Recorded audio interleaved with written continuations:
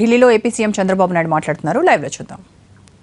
ఇప్పటికే ఇంకా సరే ఇంకా మనం ఎన్ని చేసినా కూడా ఇంకా చాలా చేయాల్సిన అవసరం ఉంది. మాకు కష్టాలున్నాయని బాధల్లో ఉన్నారు. దీనికి న్యాయం చేయాల్సిన బాధ్యత మీకు ఉంది. కాబట్టి ఇమ్మీడియట్గా ఏదో ఒకటి చేయమని చెప్పి నేను కోరాను. నేను అనుకున్న ఈ రోజు రేపట్లో కొంతవరకైనా చేయాలి పాజిటివ్గా.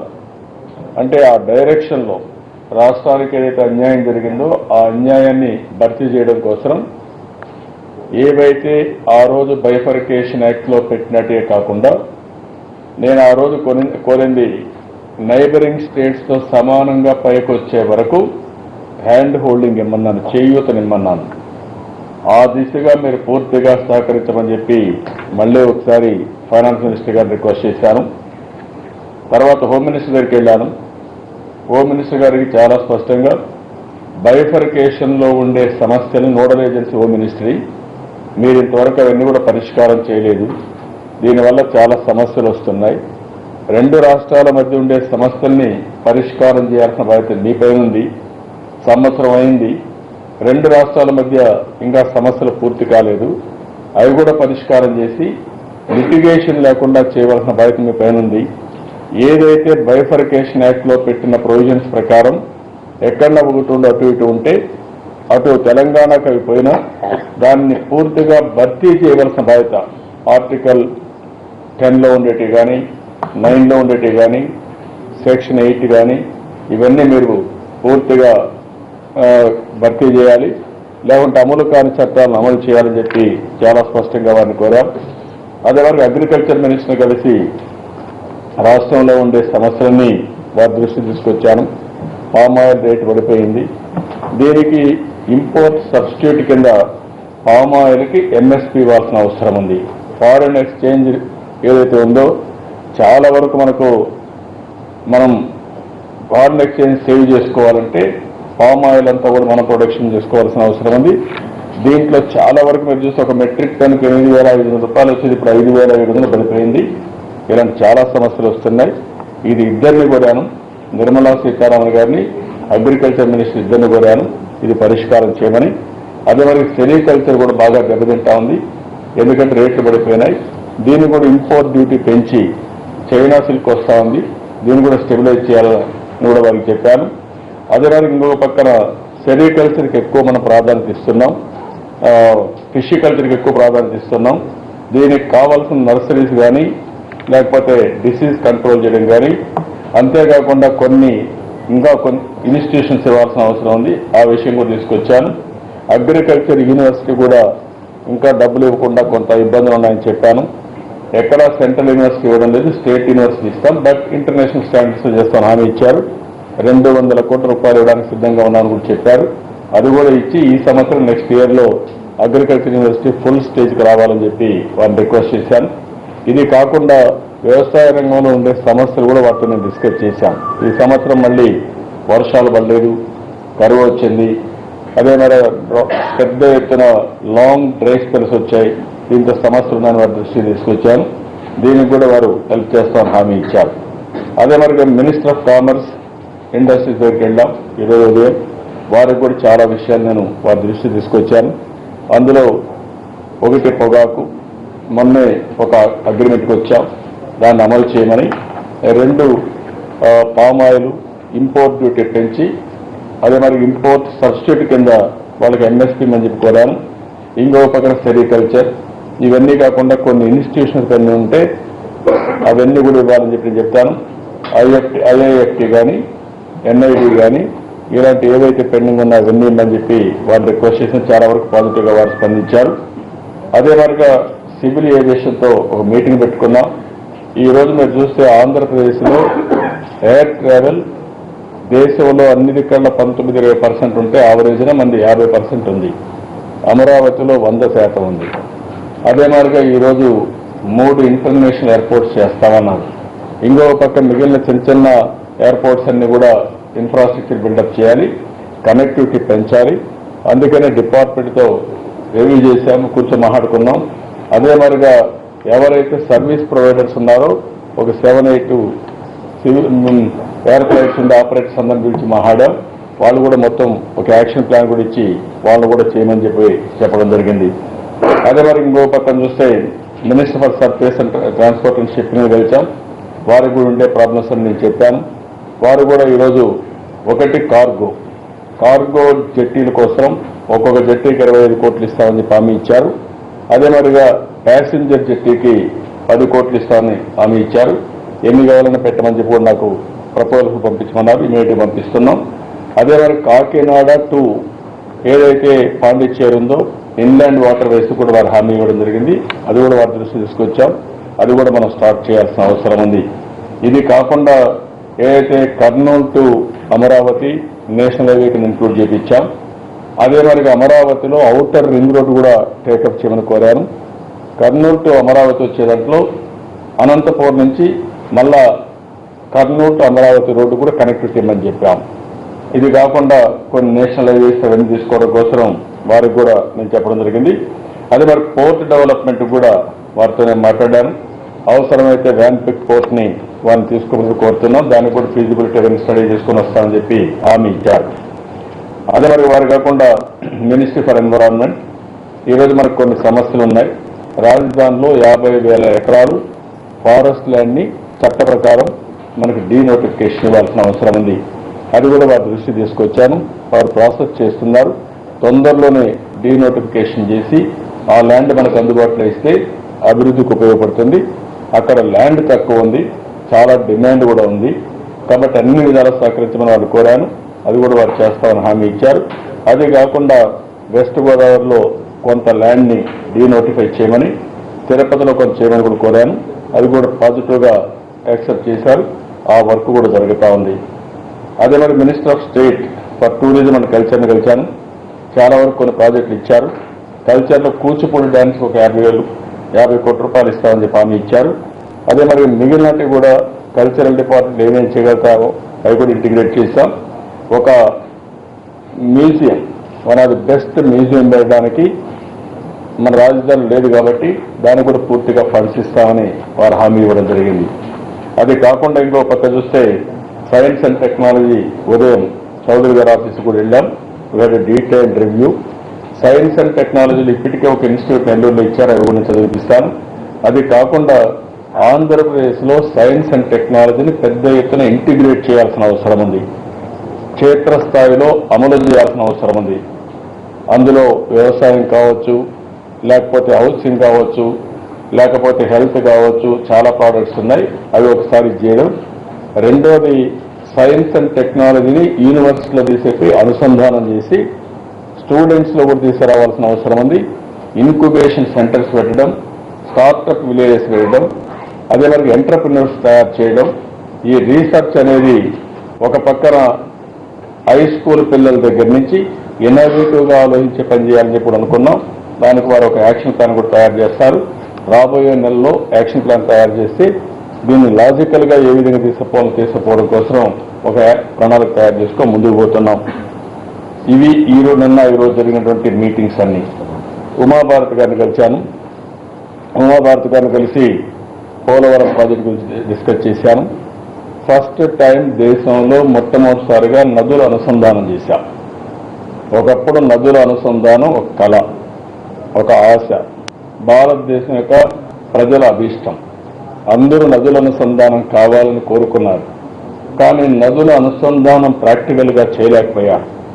కొంతవరకు వాజ్పేయి గారు ప్రయత్నం చేశారు. ఆయన చేసినప్పుడు నదుల అనుసంధానం కోసం ఇప్పుడు రైల్వే మినిస్టర్ సురేష్ ప్రభుతో ఒక కమిటీ వేశారు, టాస్క్ ఫోర్స్ వేశారు. కానీ గవర్నమెంట్ అధికారులకు పోగానే ఆ కమిటీ కూడా ఆటకెక్కింది. ఏ పని కాలేదు. 10 సంవత్సరాల కాంగ్రెస్ పార్టీ నదుల అనుసంధానానికి ఏమాత్రం కూడా దోహదం చేయలేదు, ఏమాత్రం ప్రయత్నం చేయలేదు. అలాంటిది మళ్ళీ ఇటీవల సుప్రీంకోర్టు కూడా ఆదేశాలు ఇవ్వడం, నదుల అనుసంధానం చేయాలంటే మీకుండే ఇబ్బందులు ఏంటివి, ఎందుకు అనుసంధానం చేయలేకపోతున్నారు చెప్పమని కూడా దీనికి మీరు ముందు తీసుకుని కూడా ఆదేశాలు ఇచ్చారు.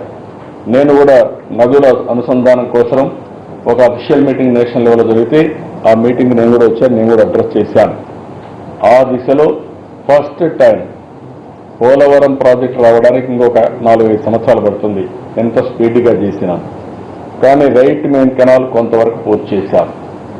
అయితే ఈరోజు ఈ ప్రభుత్వం దీన్ని ఒక దీక్షగా చేశాం. రైట్ మెయిన్ కెనాల్ పూర్తి చేశాం. 1800 ఎకరాలు ల్యాండ్ ఎక్విజిషన్ రావాలంటే ల్యాండ్ ఎక్విజిషన్ తీసుకున్నాం. కోర్టులో ఉన్నటువంటి కేసును కూడా ఫాలోఅప్ చేశాం. ఇంకొక పక్కన రైతులకు లిబరల్గా కాంపన్సేషన్ ఇచ్చాం. దగ్గర ఒకే రోజు 700 కోట్ల రూపాయలు రైతులకు కాంపన్సేషన్ పే చేసి ఆ భూమి అంతా కూడా తీసుకొని వీలైనంత ఎంత ఒక రికార్డు స్థాయిలో పని పూర్తి చేశాం. ఈ నీళ్లు రావాలంటే లిఫ్ట్ ఇరిగేషన్ తప్ప వేరే మార్గం లేదు కాబట్టి పట్టిసీమ లిఫ్ట్ ఇరిగేషన్ పెట్టి పట్టిసీమ లిఫ్ట్ ఇరిగేషన్ ద్వారా రైట్ మెయిన్ కెనాల్కి నీళ్లు అందించాం. ఇది ఒక చరిత్ర. 5 నెలల 20 రోజుల్లో మొదటి పంపుని గోదావరి జలాల్ని కృష్ణా నదికి అనుసంధానం చేయడంలో సఫలీకృతమయ్యాం. ఇది ఒక దేశానికి ఒక స్ఫూర్తినిచ్చే విధంగా ఆంధ్రప్రదేశ్ ప్రభుత్వం చేశాం. ఆ విషయమే ఉమాభారతి గారు నేను ఎక్స్ప్లెయిన్ చేశాను.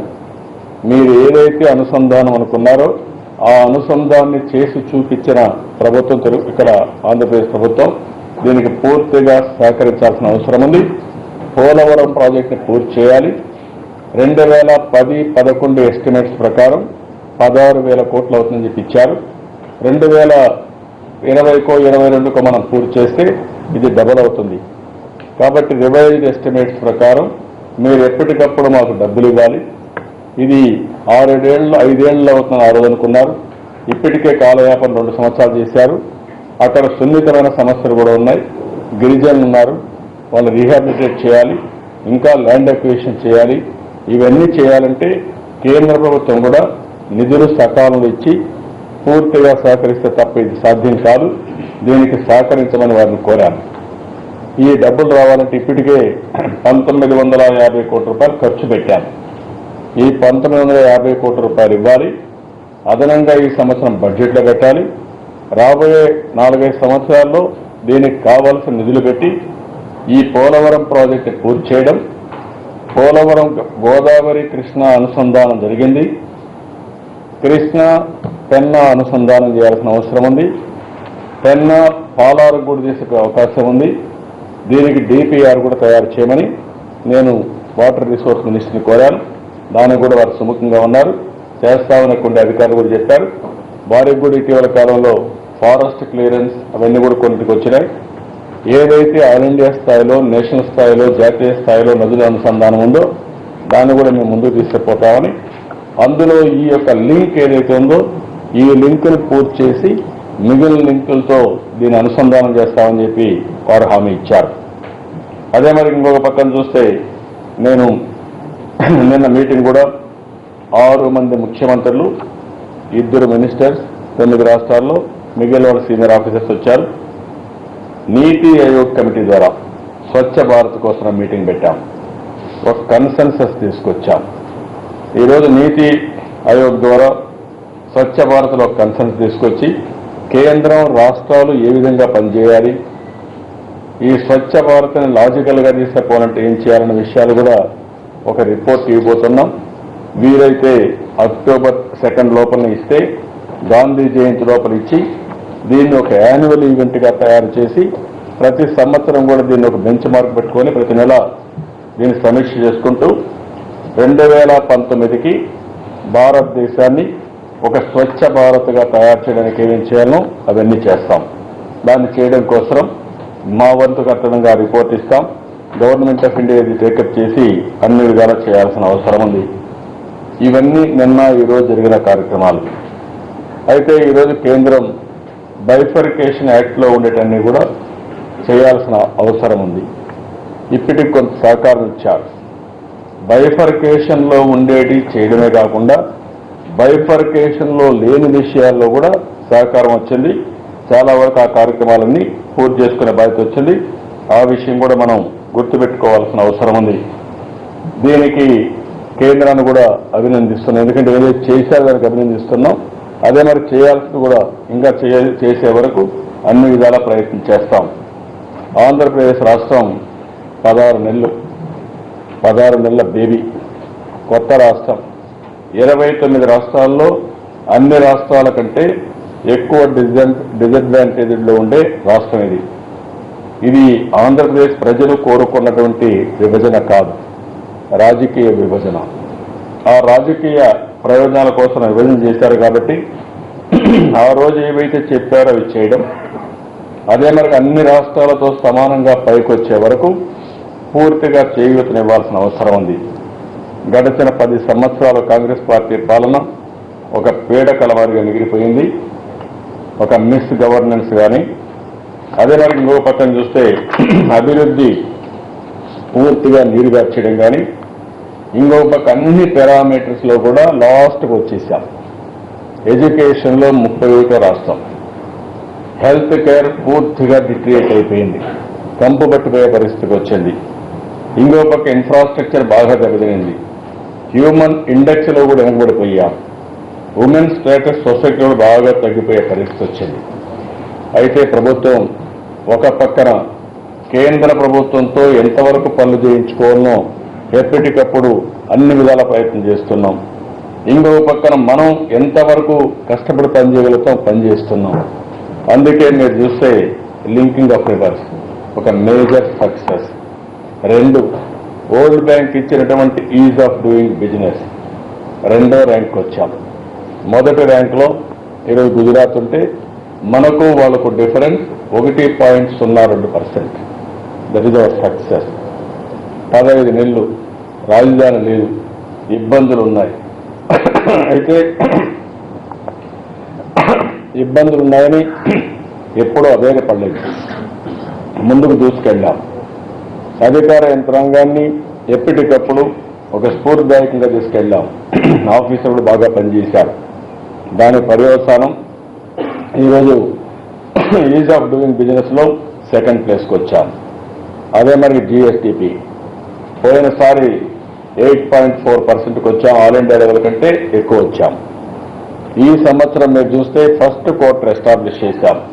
ఫస్ట్ క్వార్టర్లో ఆంధ్రప్రదేశ్ 9.74, ఆల్ ఇండియా లెవెల్ 7.1%, అంటే 2.64% మనం పెంచుకోగలిగాం.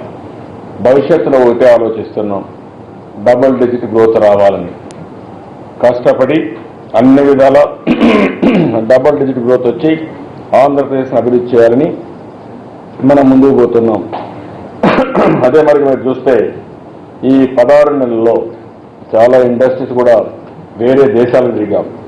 సింగపూర్కి వెళ్ళాం, జపాన్కి వెళ్ళాం, చైనా, కొరియా ఇంకా వాళ్ళ ఇండస్ట్రీస్ వచ్చారు. అదే మరిగా యుఎస్ఏ వాళ్ళు కూడా చాలామంది వచ్చారు. అంటే నేను చైనా, సింగపూర్, జపాన్, దావోస్ ఇవన్నిటికి వెళ్ళాను. ఆల్ ఓవర్ ది వరల్డ్ ఇన్వెస్ట్మెంట్కి చాలా పెద్ద ఎత్తున ప్రజలు కూడా సహకరించే పరిస్థితికి వచ్చారు. అయితే ఇక్కడ చూస్తే ఇండస్ట్రీస్లో ఇప్పటికే మూమెంటం గెయిన్ చేస్తున్నాం. ఫాక్స్కాన్ వచ్చారు హార్డ్వేర్ కోసం, ఇసూజీ ఆటోమొబైల్ వచ్చారు, ఏషియన్ పెయింట్స్ వచ్చారు, హీరో మోటార్స్ వచ్చారు. ఏరోస్పేస్ అండ్ డిఫెన్స్ ఇండస్ట్రీకి బోయింగ్ వీళ్ళందరినీ అట్రాక్ట్ చేస్తున్నాం. కాన్కర్ మొత్తం multi modal logistics terminal Krishnapatnam, Kakinada and also Visakhapatnam పెట్టడానికి ముందుకు వచ్చారు. ఇఫ్కో అయితే డిఏపి ప్లాంట్ కృష్ణపట్నంలో పెడుతున్నారు. హార్డ్వేర్లో మీరు చూస్తే Foxconn, Xiaomi, Micromax, Karbonn Indian companies అన్నీ వచ్చి అటు తిరుపతిలో అదే మరిగా శ్రీ సిటీలో ఇవన్నీ ఎస్టాబ్లిష్ చేస్తున్నారు. నిన్ననే సోలార్ సెల్ మ్యానుఫ్యాక్చరింగ్ ఏదైతే లాంగి వీళ్ళు వచ్చి మొత్తం ఎంఓయూ పెట్టుకున్నారు. 1500 కోట్ల రూపాయలు ఫేజ్ 1 ఫస్ట్ ఫేజ్లో పెడుతున్నారు. 1000 మందికి ఉద్యోగాలు వస్తున్నాయి. దీన్ని ఎక్స్పాండ్ చేసి విదేశాలకు కూడా ఎగుమతి చేస్తామని పెద్ద ఎత్తున వచ్చారు. శ్రీ సిటీలో చాలా కంపెనీస్ ఈ మధ్యకాలంలో మనకు రావడం జరిగింది. అదే మరి defence research and development organisations ఏదైతే డిఆర్డిఓ ఒక పక్క కర్నూలు, చిత్తూరు డిఆర్డిఓ వస్తూ ఉంది. ఇంకో పక్కన మీరు చూస్తే బెల్ అయితే రేపు 30వ తారీఖున అనంతపురంలో ఫౌండేషన్ ఇస్తున్నాం. వాళ్ళు కూడా దగ్గర 500 కోట్ల రూపాయలు ఖర్చు పెడుతున్నారు. యాంక్సర్ యూనిట్స్ అన్ని అయిగానే వస్తే ఇంకొక 2000 కోట్ల రూపాయలు పెట్టుబడి వస్తుంది. దీనివల్ల ఒక 40-50 వేల మందికి డైరెక్ట్ ఇండైరెక్ట్ ఎంప్లాయ్మెంట్ వస్తుంది. ఇంకొక యూనిట్ వీళ్ళు కృష్ణా డిస్ట్రిక్ట్ పెడుతున్నారు. ఈ 2 యూనిట్స్ వాళ్ళ ద్వారా వస్తున్నాయి. ఇంకో పక్కన ఎన్టీపీసీ 4000 మెగావాట్లు విశాఖపట్నంలో పవర్ ప్రాజెక్ట్ వస్తూ ఉంది. ఇంకొక పక్కన ఎన్టీపీసీ 1000 మెగావాట్స్ సోలార్ పవర్ వస్తూ ఉంది. అదే మరి ఈరోజు power sector department Andhra Pradesh 24/7 power ఇవ్వడం కోసం మనకు సపోర్ట్ చేస్తున్నారు. నిన్నే ఒక ఎంఓయూ చేశారు, మీరు చూశారు. ఆర్ఈసీ 3,000 కోట్లు ఇచ్చారు. అంతమునుపు ఇంకా 16,000 కోట్లు, ఇంకో 9,000 కోట్ల రూపాయలు ట్రాన్స్మిషన్కి ఇచ్చారు. సోలార్కు 3,000 కోట్లు ఇచ్చారు. పెద్ద ఎత్తున డబ్బులు తీసుకోవడమే కాకుండా మొత్తం కేంద్ర ప్రభుత్వం ఇచ్చినటువంటి పవర్ సెక్టర్లో ఆంధ్రప్రదేశ్ నెంబర్ 1లో ఉన్నాం. ఈరోజు పవర్ డెఫిషిట్ మొత్తం పోయింది. ఈరోజు మీరు చూసి సర్ప్లస్ స్టేట్గా ఎస్టాబ్లిష్ చేశాం. భవిష్యత్తులో కూడా ఇబ్బంది లేకుండా చేశాం. అదే మాదిరిగా ట్రాన్స్మిషన్ లాసెస్, కమర్షియల్ లాసెస్ తగ్గించాం. ఈరోజు ఆల్ ఇండియా లెవెల్లో ప్రతి ఒక్కరూ ఆంధ్రప్రదేశ్ పవర్ సెక్టర్ని అప్రిషియేట్ చేసే పరిస్థితికి వచ్చారు. 22.5 మిలియన్ యూనిట్స్ అన్ని తక్కువ ఉన్న పవర్ నుంచి ఈరోజు సర్ప్లస్ రీచ్ అయ్యామంటే వన్ ఆఫ్ ది బెస్ట్ యూటిలిటీగా తయారు చేశామంటే అది తెలుగుదేశం ప్రభుత్వం యొక్క అచీవ్మెంట్. ఈ విషయం అందరూ గుర్తుపెట్టుకోవాల్సిన అవసరం ఉంది. అదే మరి ఇంకొక పక్కన చూస్తే మీరు ఇవే కాకుండా ఈరోజు ఇన్స్టిట్యూషన్స్ 11 ఇన్స్టిట్యూషన్స్ వచ్చాయి. ఆ విషయం కూడా గుర్తుపెట్టుకోవాలి. 10 సంవత్సరాల్లో 11 ఇన్స్టిట్యూషన్స్ ఎస్టాబ్లిష్ చేయమని చట్టంలో పెట్టారు. ఈ 11 సంవత్సరాల్లో 10 సంవత్సరాల్లో 11 ఇన్స్టిట్యూషన్స్ పెట్టే వరకు హైదరాబాద్లో ఉండే ఇన్స్టిట్యూషన్స్ ఉపయోగించుకోమన్నారు. కానీ ఈ ప్రభుత్వం యొక్క చిత్తశుద్ధి మీరు చూస్తే కేంద్ర ప్రభుత్వ సహకారంతో 11 ఇన్స్టిట్యూషన్స్ శాంక్షన్ చేయించాం. ల్యాండ్ కూడా ఇప్పించాం. ఈరోజు ప్రాసెస్ కూడా స్టార్ట్ అయింది. కొన్ని అడ్మిషన్స్ కూడా కంప్లీట్ చేయించాం. అదే మరి రాబోయే 3-4 సంవత్సరాలు సెట్ చేయబోతున్నాం. ఈరోజు మీరు చూసినప్పుడు ఇండియన్ ఇన్స్టిట్యూట్ ఆఫ్ టెక్నాలజీ తిరుపతిలో పెట్టాం.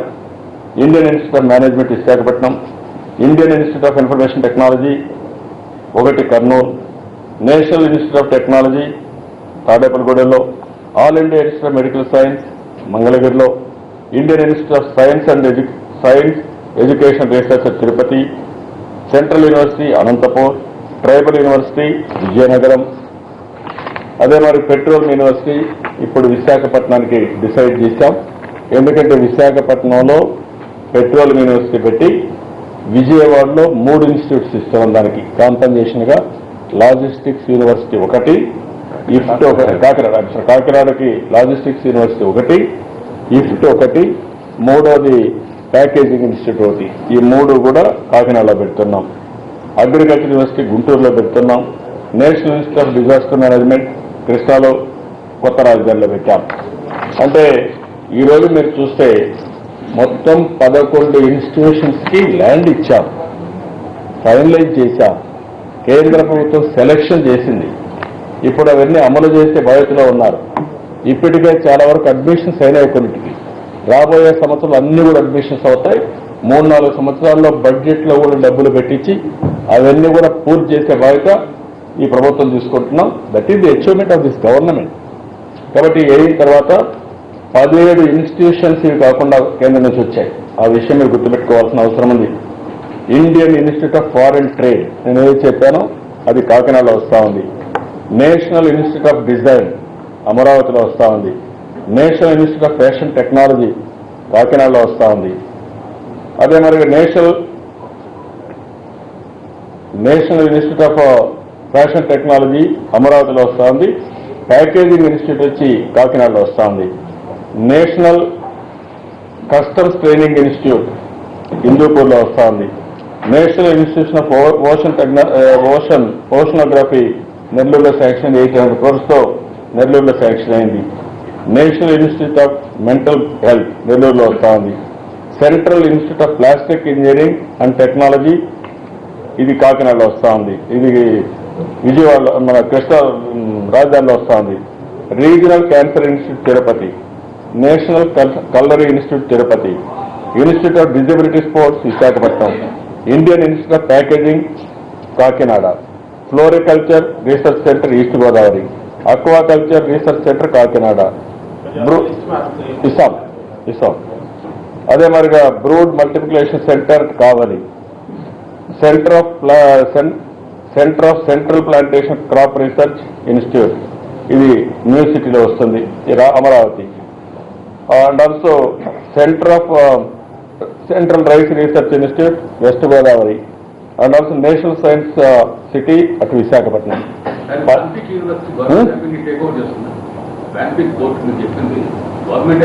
టేకప్ చేయమని చెప్పి అడిగాం, వర్కౌట్ చేయమన్నాం. వర్కౌట్ చేస్తాను, చెప్తాను, వస్తాను. అయిపోయినా వద్దాం, లాస్ట్లో వద్దు. ఇవి కాకుండా మీరు చూస్తే పోలవరం ప్రాజెక్టు విషయం నేను చెప్పాను. ఇవి కాకుండా మీరు ఈరోజు చూస్తే ఈ సంవత్సరంలో rural inclusive development project world bank 650 కోట్లు. ఇంకొక పక్కన ఉదూల్ సైక్లోన్ రీహాబిలిటేషన్ ప్రాజెక్ట్ 2250 కోట్లు. ఇది కాకుండా ఏషియన్ డెవలప్మెంట్ బ్యాంక్, ఇది విశాఖపట్నం చెన్నై ఇండస్ట్రియల్ కారిడార్కి 4500 కోట్లు. ఇవి కాకుండా JICA, JBIC, DFID, FOU, UN habitant, other development institutions కూడా అప్రోచ్ అయ్యాం. ఇవన్నీ కూడా మీరు చూస్తే ఇది కాకుండా మెట్రోస్, 2 మెట్రోస్ వచ్చాయి. ఇది కూడా మీరు గుర్తుపెట్టుకోవాల్సిన అవసరం ఉంది. 2 మెట్రోస్ ఏవైతే ఉన్నాయో, ఒకటి విజయవాడ, ఒకటి విశాఖపట్నం. విజయవాడ అయితే గవర్నమెంట్ ఆఫ్ ఇండియా మొత్తం క్లియర్ చేశారు. విశాఖపట్నం అయితే దాన్ని కూడా ఆల్మోస్ట్ ఆల్ కంప్లీట్ చేపించి ముందుకు పోయే పరిస్థితి తీసుకొచ్చాం. అది కూడా రేపు ఎల్లుండో టెండర్ కూడా పిలిపించే పరిస్థితి వస్తుంది. అదే మరి ఎయిర్పోర్ట్స్ అయితే 3 ఎయిర్పోర్ట్స్ టేకప్ చేశారు. ఈ 3 ఎయిర్పోర్ట్స్ చూసినప్పుడు ఒకటి విశాఖపట్నం, 2 విజయవాడ, 3 తిరుపతి, ఈ 3 ఇంటర్నేషనల్ ఎయిర్పోర్ట్స్ చేయడం, రన్వేస్ ఎక్స్పాండ్ చేయడం, ఇవన్నీ కూడా చేపించాం. అదే మరి ఇంకొక పక్కన చూస్తే కనకదుర్గ వారధి, అది కూడా ఫైనలైజ్ చేయించాం. అది కూడా టెండర్స్ ఇచ్చారు 5000 కోట్లతో. ఇవి కాకుండా కర్నూలు నుంచి అమరావతి నేషనల్ హైవే, దీనికి కూడా ఒప్పుకున్నారు. అది కూడా గవర్నమెంట్ తయారవుతాం, శాంక్షన్ అయింది. అదే మరి అనంతపూర్ నుంచి కర్నూలు అమరావతి, కర్నూలు నుంచి అమరావతి న్యూ క్యాపిటల్కి, దాన్ని కనెక్ట్ చేస్తూ అనంతపూర్ నుంచి కర్నూలు అమరావతి రోడ్డు కనెక్ట్ చేయడం. అది షార్టెస్ట్ రూట్ బెంగళూరు కూడా అవుతుంది. ఒకటి అమరావతి నుంచి నేరుగా కర్నూలుకి వెళ్ళడం, డోర్నకల్ నుంచి మనం అదేమి శ్రీశైలం నుంచి వెళ్తుంది. ఆ శ్రీశైలం నుంచి వెళ్ళినప్పుడు దాన్ని ఒక నియరెస్ట్ రూట్ తీసుకొని అనంతపూర్ కనెక్ట్ చేస్తాం. అనంతపూర్ నుంచి it will go to Bengaluru also, that will be the nearest road. Outer ring road కూడా రిక్వెస్ట్ చేశాం, 220 కిలోమీటర్లు మన రాజధానిలో, అది కూడా చేస్తామని చెప్పి హామీ ఇచ్చారు. We're working. మీరు గుర్తుపెట్టుకోవాల్సింది 16 నెలల్లో ఇవన్నీ సాధించాం. ఇంకా చేయాల్సి చాలా ఉన్నాయి. నేను అందుకే చెప్పాను, 15 నెలల బేబీ ఇది. 16 నెలల బేబీని నర్చర్ చేసుకోవాల్సిన అవసరం ఉంది. అందరి సహకారం అవసరం. అందరూ సహకరించి, అందరూ సహకారం తీసుకొని ముందుకు పోవాలి. ప్రభుత్వం ఒక్క నిమిషం కూడా ఎక్కడ, ఇప్పుడు మాకు చాలా ఇబ్బందులు ఉన్నాయి, ఆ ఇబ్బందుల్లో ఎక్కడ సహకారం వస్తే ఆ సహకారం తీసుకొని ఎంత వీలైతే అంతవరకు వర్కౌట్ చేసుకుంటూ మనం అనుకున్న ప్రగతిని సాధించి, నా మీద ప్రజలు ఏదైతే నమ్మకం పెట్టుకున్నారో ఆ నమ్మకాన్ని నిరూపించుకోవడం కోసం అనునిత్యం ప్రభుత్వ యంత్రాంగాన్ని సమాయత్తం చేస్తున్నాం. ఢిల్లీలో అనునిత్యం కోఆపరేషన్ పెట్టుకొని ప్రతి ఒక్క మంత్రితో, డిపార్ట్మెంట్తో కోఆర్డినేట్ చేసుకొని కోఆపరేట్ చేస్తున్నాం. 2 విధాలా చేసుకుని ఎక్కడ వీలైతే అక్కడ డబ్బులు కూడా తీసుకొచ్చుకొని అన్ని విధాలా డెవలప్ చేయాలని పోతున్నాం. దాని పర్యవసానం మీరు చూస్తే ఈరోజు 9.72% గ్రోత్ వచ్చింది. Second best state is of doing business వచ్చింది. మొదటిసారి చరిత్రలో రివర్సల్ లింకేజ్ చేయగలిగాం. ఇంకా దీంతో, ఈ స్ఫూర్తితో నేను ఇంకా దీన్ని ఏ విధంగా చేసపోతున్నాం. ఒకప్పుడు హైదరాబాద్లో మీరు ఒకసారి చూస్తే 94, 95 ఇదే పరిస్థితి, జీతాలు కూడా ఇవ్వలేని పరిస్థితి నుంచి 2004కి one of the best dynamic స్టేట్గా ఒక నాలెడ్జ్ ఎకానమీకి దోహదం చేసే విధంగా అన్ని తీసుకొచ్చాం. ఆ స్పిరిట్తోనే ఈరోజు మీరు చూస్తే ఇవన్నీ జరిగాయి. ఇంకా చేయాల్సిన పనులు చాలా ఉన్నాయి. ఆ విషయం ఎందుకంటే నేను ఎప్పుడు కూడా రాజీ పడడం లేదు, రాజీ పడే సమస్య లేదు. అయితే ఒక జాగ్రత్తగా నర్చర్ చేయవలసిన బాధ్యత నా పైన ఉంది. ఆ విషయం మీరు అందరూ కూడా గుర్తుపెట్టుకోవాల్సిన అవసరం ఉంది. కొంతమంది కావాలని నా మీద విమర్శ చేసే వాళ్ళందరికీ ఒకటే చెప్తున్నా, 10 సంవత్సరాలు వీళ్ళ తండ్రి ఇప్పుడు మాట్లాడే నాయకులు వీళ్ళందరూ రాష్ట్రాన్ని పరిపాలించారు. ఏమి ఉద్ధరించారో ఒకసారి ఆలోచించుకోవాల్సిన అవసరం ఉంది. రాష్ట్రాన్ని తిరోగమనం వైపు పంపించారు. రాష్ట్రాన్ని అప్రతిష్ట పాలు చేశారు. ఇమేజ్ కూడా పోయింది, బ్రాండ్ ఇమేజ్ దెబ్బతింది. అన్ని రంగాల్లో వెనుకబడిపోయాం. అన్ని రంగాల్లో వెనుకబడిపోయినప్పటి నుంచి రికవర్ చేసి మళ్ళీ ఫాస్ట్ ట్రాక్లో పెట్టి, అందుకే నేను విజన్ కూడా ఇచ్చాను. 2022కి 31వ ప్లేస్లో ఉండే ఆంధ్ర రాష్ట్రాన్ని 2022కి టాప్ 3లో ఒకటి ఉండాలని, 2029కి నెంబర్ 1 స్టేట్ చేయాలని, 2050కి one of the best destination తయారు చేయాలని, దీనికోసం 7 మిషన్స్, 5 గ్రిడ్స్, 5 క్యాంపెయిన్ మోడ్స్ తీసుకున్నాను. ఎప్పటికప్పుడు బెస్ట్ ప్రాక్టీస్ అని తీసుకొని మన అడ్మినిస్ట్రేషన్ కూడా సమాయత్తం చేశాం. దాని ఫలితాలు ఇప్పుడిప్పుడే కనపడుస్తున్నాయి. ఇవన్నీ కనపడిస్తే కొంతమంది భరించలేక, చూసి ఓరవలేక ఏదో ఒక విధంగా డిస్టర్బ్ చేయాలని చూస్తున్నారు. అరాచకంగా ప్రవర్తించాలని ప్రయత్నం చేస్తే కరెక్ట్ కాదు. మీరు అరాచకంగా ప్రవర్తించి రాష్ట్రంలో ఏదో చేసి ఏదో చేయాలంటే రేపు పెట్టుబడులు పెట్టేవాడు రాకూడదని అడుగడుగున వీళ్ళు అడ్డుపడుతూ వచ్చారు. అడుగడుగున రాష్ట్రానికి అన్యాయం చేస్తూ వచ్చారు. రాజధాని కడితే రాజధాని కట్టకూడదని, వాళ్ళు ల్యాండ్ పూలింగ్ వాలంటరీగా వస్తే ఇది ఒక చరిత్ర మీరంతా గుర్తుపెట్టుకోవాల్సిన అవసరం ఉంది.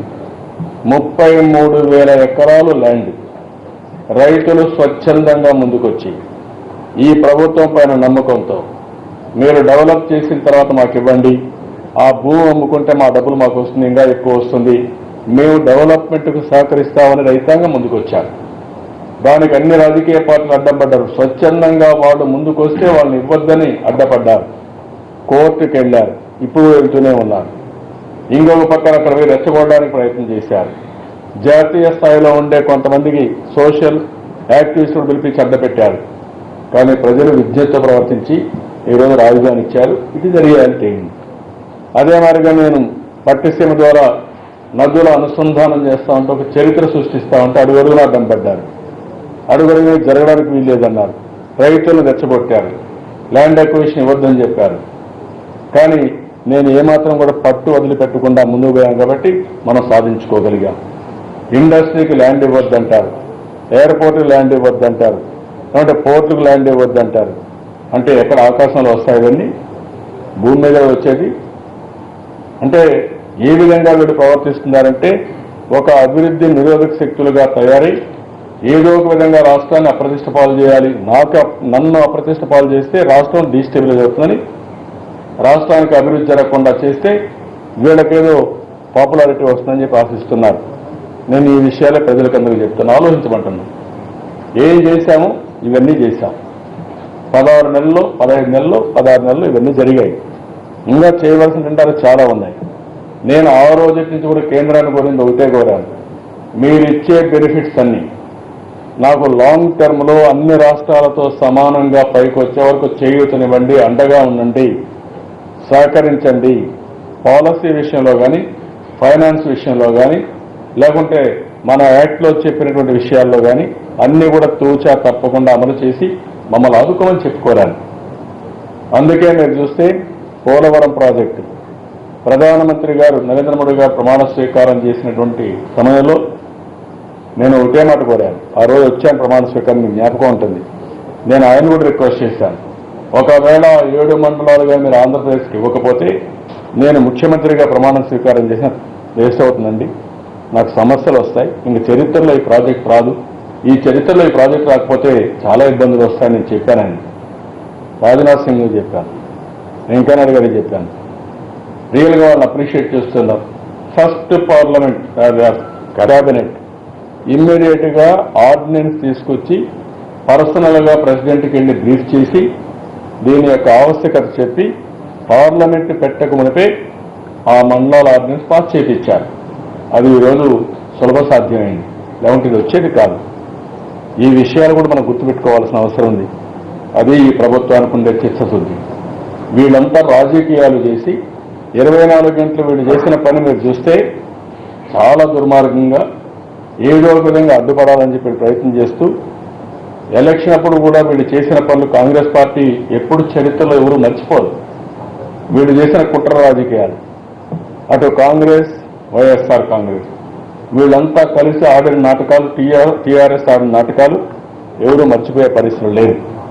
ఇప్పుడిప్పుడే రాష్ట్రం కష్టాల నుంచి కోలుకుంటా ఉంది. కోలుకునే పరిస్థితి వచ్చినప్పుడు దీన్ని అడ్డం పెట్టి మళ్ళా చెడగొట్టాలని ప్రయత్నం చేస్తున్నారు. ఇది మంచి విధానం కాదు. మనకి చాలా సమస్యలు ఉన్నాయి. ఈ సమస్యలు అధిగమించాలంటే మన కష్టం కావాలి, కేంద్ర సహకారం కావాలి. అదే మరి మనం అన్నీ చేసుకొని మనం నిలదొక్కునే ప్రయత్నం ఏం చేస్తా ఉంటే ఏదో ఒక విధంగా ముందుకు పోవాలి. నాకేం ప్లెషరా ప్రపంచం తిరగడానికి? నేను తిరిగి దేనికోసం తిరుగుతున్నాం? ఊరూరు 10 సార్లు ఎందుకు పోతున్నాం? వాళ్ళ సహకారం కూడా తీసుకొని ఇక్కడ పెట్టుబడి రావాలి. అదే మరి మన రాష్ట్రంలో ఉండే ఎంటర్ప్రైజెస్ని ప్రమోట్ చేయాలి, అభివృద్ధిని ఫాస్ట్ ట్రాక్లో పెట్టి మనం పేదరికాన్ని నిర్మూలించాలి, ఉపాధి రావాలి, ఉద్యోగాలు